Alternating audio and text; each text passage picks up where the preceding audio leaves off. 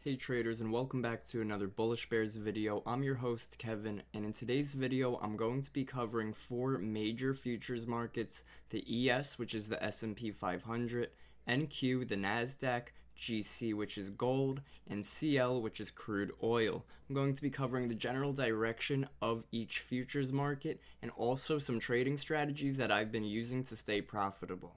So stick around and let's get into it. The first market we're going to look at is the ES, the S&P 500. This is a very heavily traded futures. The SPY, the SPX, all of them very heavy in liquidity, very easy volume. So the price action is very clean as well. First thing I want to notice, guys, is we were in a very strong uptrend for the past year. So all of 2024, the market continued higher highs, higher lows, very strong market. It wasn't until about halfway through this past December that we had a very strong sell-off. This sell-off candle itself dropped us over 3% on the ES. It's 186 points just on the candle's body from open to close. This was a huge sell-off. So until we're able to start correcting ourselves, and how would we see that we're correcting? Well, we would start to make some higher highs. So as you guys see marked out here, we have a lower high,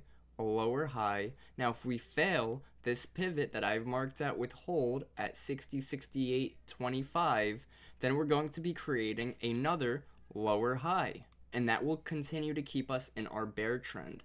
Now tomorrow, whenever you are viewing this, tomorrow's inauguration, so today's Sunday, tomorrow's Monday, Trump's first day in office. So that could be enough and what we need for the market to break this key level, and instead of making a lower high, create a higher high. And remember, it's just a higher high based off of this recent pivot. So we would look for that higher high. That would also be our shift in market structure on the daily. So we would look for us to also break that high and then potentially pull back and create a higher low. So you see we were creating lower low, lower high, lower high, lower low. So we were downtrending.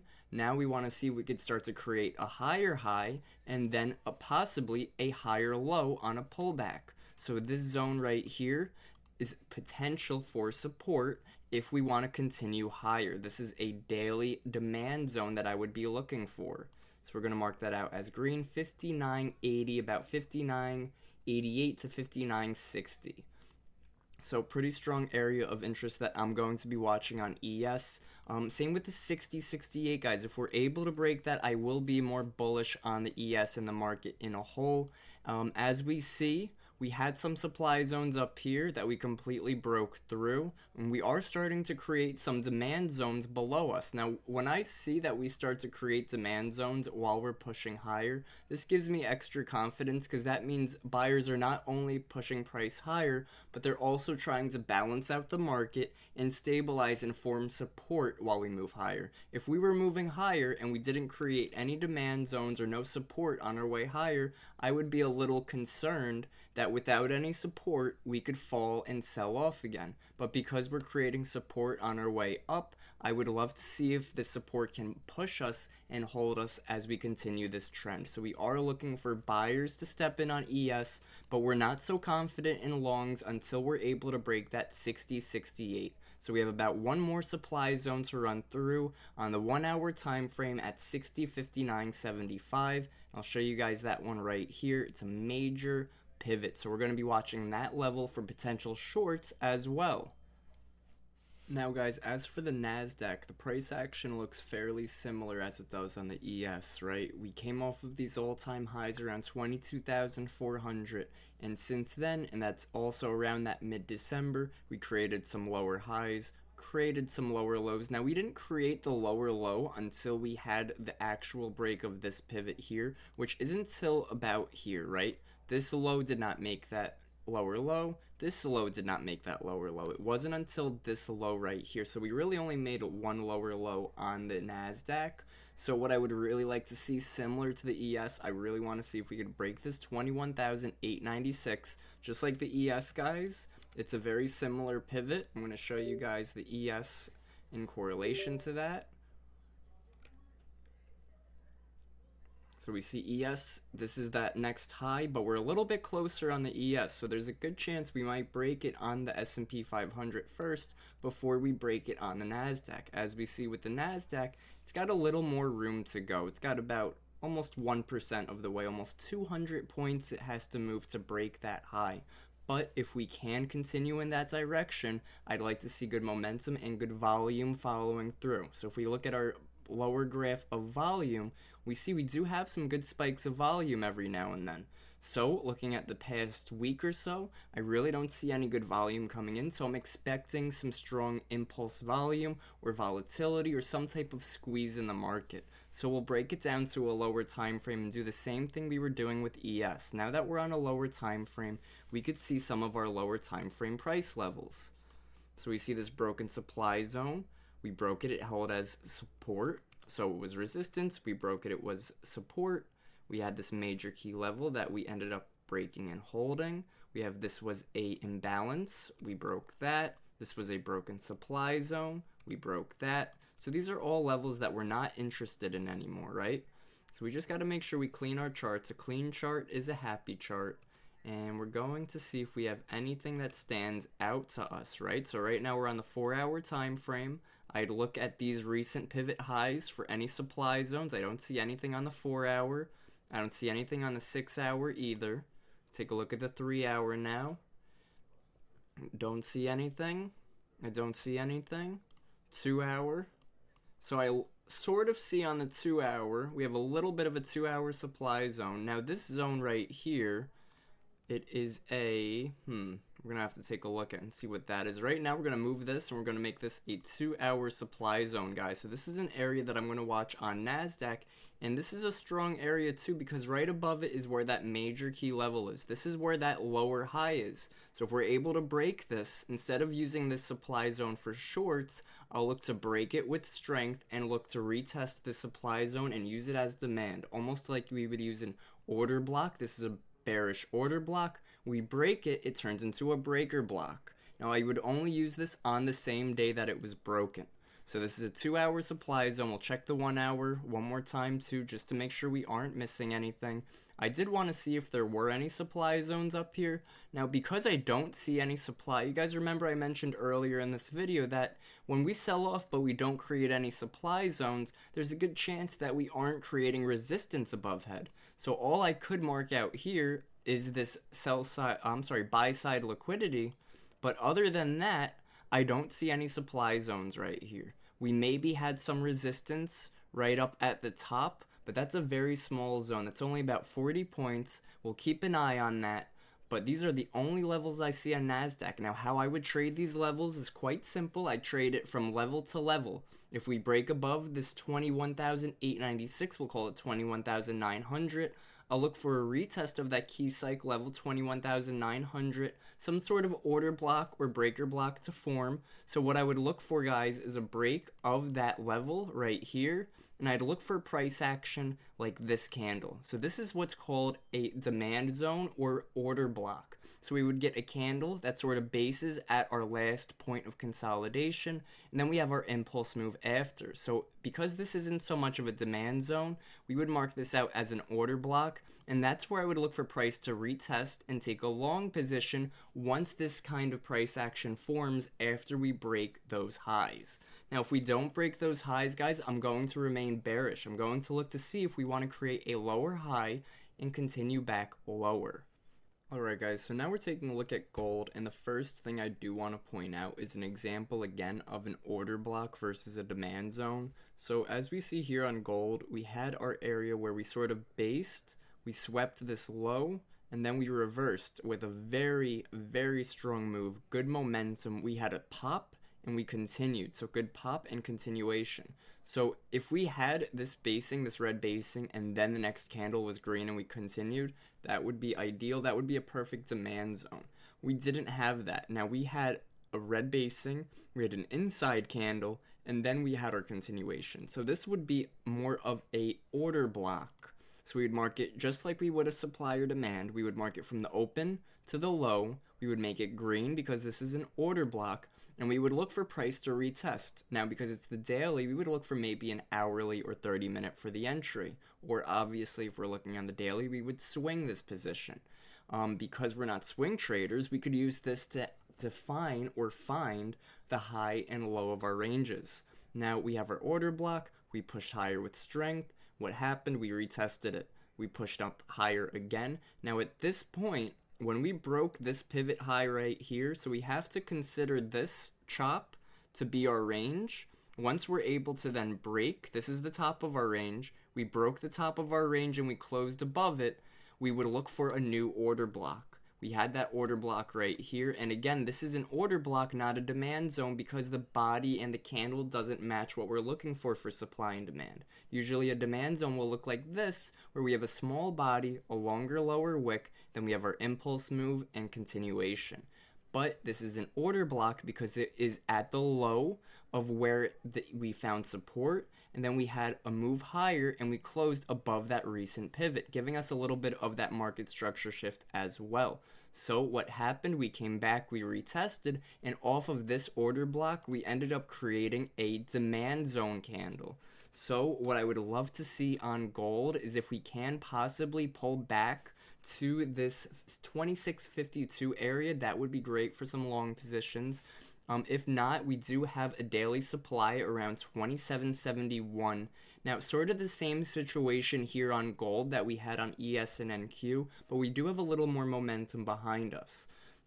So as you see, we created some lower highs, lower high, until this point. Right now, we created a higher high because we were able to take out this area right here. So we created a higher high, but we ended up trying to create a lower low, but we held this low too. So now we're back in that bull market because we're unable to take out the lows and we're trying to take out the highs. So we're looking for long positions on gold, and that's sort of just to give me a basis, give me an idea of the daily, the higher time frame, because I want to trade with that higher time frame. We want to look to sell the highs of our ranges and buy the lows. So right now we're coming near the highs. I'm really curious to see how we react to 2771 because we haven't seen this price since early November, so it's been a long time since gold has been able to fill at these prices. I want to see if there's an imbalance of sell orders up there. So we'll break it down to a 4-hour. As we see, we have this 4-hour supply zone right here. Now this supply zone rejected once, then it gave us a liquidity sweep twice, 3 times, but now on this sell-off, we're starting to lose momentum. On this sell-off right here, we ended up pushing right back into that supply zone. So even though the zone isn't broken yet because we haven't broken through it, it's starting to gain some traction and it's starting to lose some traction, I should say. And we're starting to get weaker in the zone, right? We're filling all of those unfilled orders. We're looking to try to break this now. So something I might look for on gold is the same thing as we've been looking for, right? So if I'm looking on the daily and I see that I'm bullish, what I'm going to look for is I'm going to look for demand zones or order blocks on the hourly and higher. And then I'm also going to look for liquidity sweeps on the hourly and lower. So that's going to be any kind of pivot. So right now I see we had an order block here that we held for demand. So now this is an area of interest, 2732. So there's 2 ways I would trade this, and here comes how I would trade different strategies, guys. Now there's 2 things I would consider, right? We either have sell side liquidity sitting right here. This is sell side liquidity, because think of it this way. People who are long over here with their stop loss, they're selling their position to get out. People who are looking to take this breakout short, they're looking to sell a position to enter a position. Now we have sell side liquidity there. We also have some sell side liquidity here, but we have a stronger demand zone right here on the 4-hour. So that shows me we have internal liquidity sitting right at these lows, right above a demand zone. So these people might take their long entries around 2731, 2735, 2732, just for them to get stopped out around 2727, just for the long entries to really be triggered around 2725. So it is something I want to keep an eye on. Definitely curious about that. And something we could do too, guys, is we could always add an alert. That way we don't have to be glued to our screen. If we're looking at something like crude while gold is moving, we don't have to be watching it every second of the day. So this is sort of what I'm looking for on gold. Now we're going to cover crude oil. Now, crude oil has been so bullish lately. Ever since about mid-December when we had that big sell-off on ES and NQ, crude oil has been giving us almost an opposite reaction where it has given us highs of a 16% return. I mean, we are almost back at $80 a barrel on crude oil. This is also great for traders who trade crude oil because once crude starts moving higher in ADR, we're able to get bigger trades out of it. While still sort of trying to keep our stop loss very tight because it is still crude oil. So obviously, guys, looking at the daily time frame, we have our points of consolidation over here, so we could always mark out an old consolidation area with our rectangle tool so we have an idea of where we were last time. This might be a good place to look for a retest so the market could rebalance itself. Now, I'm going to mark it down to a 6 hour. We're going to see if we have anything. Now, same thing as gold, guys. Gold's been moving higher, and it's been breaking supply, and we've been creating demand zones underneath. Same situation with oil here. Now, we have a 3 hour supply zone right here. 3 hour demand zone right here. We also have a 6 hour demand zone, but because the 3 hour starts a little higher, what I would do is I would mark out the 3 hour. Even though the 6 hours there and a higher time frame is a little bit more important, that's okay. I want to be aware of the whole zone itself because we don't know if we're going to test the top of the zone and continue higher without testing that 6 hour. So we know our zones and we want to be aware of that. So this is 6 hour. Look at the 4 hour. Look at the 3 hour. So same situation, guys. Look at this 15-minute demand zone we have on gold. This 15-minute area right here. We swept this low. We reversed. This was a demand zone, so we held 77.18, we came back into it, and we held it again. This is a strong area of interest. However, this pivot low right here could also work as our sell side liquidity. So what I would want to see on crude oil is if we could sweep below the 77 and find some support around 76.71 or around 76.56. This would be where I would want to go long on oil to target the highs again. I would really look for strong continuation on oil. If we do look at it on the daily time frame, look at these lower highs we created that we broke through. This was a lower high right here. We broke through, no problem. A lower high right here. We broke through, no problem. A lower high right here. We broke through, no problem. We're pulling back from that one now. But the next one we have is $80.02. Now, I'm not concerned on crude oil hitting all-time highs anytime soon, because if we come to our weekly time frame, crude oil all-time highs is around $246, $250 a barrel. That is huge. So we have some ways to go, and that sort of works in our favor as traders because now we're able to recognize that and use that to our advantage. Now we have historical data and historical levels all the way up to 250 while we're only at 77. So that means I don't have to worry about all-time highs. I don't have to worry about new levels being tested. It's a good, great range-bound stock to trade, or futures, I should say. And one of my favorite trading setups on oil, guys, is obviously the order block. Same with crude oil and gold. Order block or even a fair value gap entry. Now, something I would look for, you see how we have our 3 hour demand zone down here?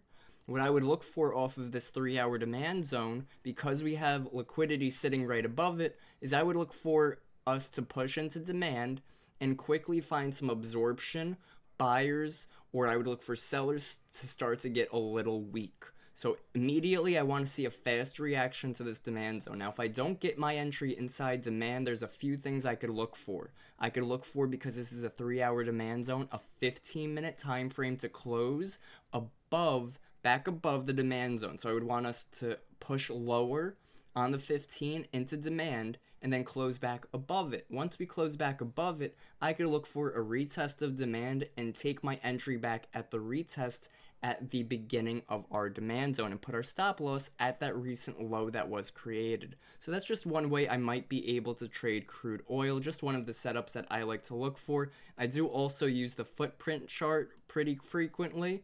This gives me an idea of total volume. It also gives me an idea of the buying and selling delta, and it does have the buy and sell sell as well, but I usually go between the delta and the total. That gives me the most information that I like to use. I hope this video helped, guys. Hit that like and subscribe button. Join me live Monday and Friday here in the Bullish Bears community. Take care and happy trading.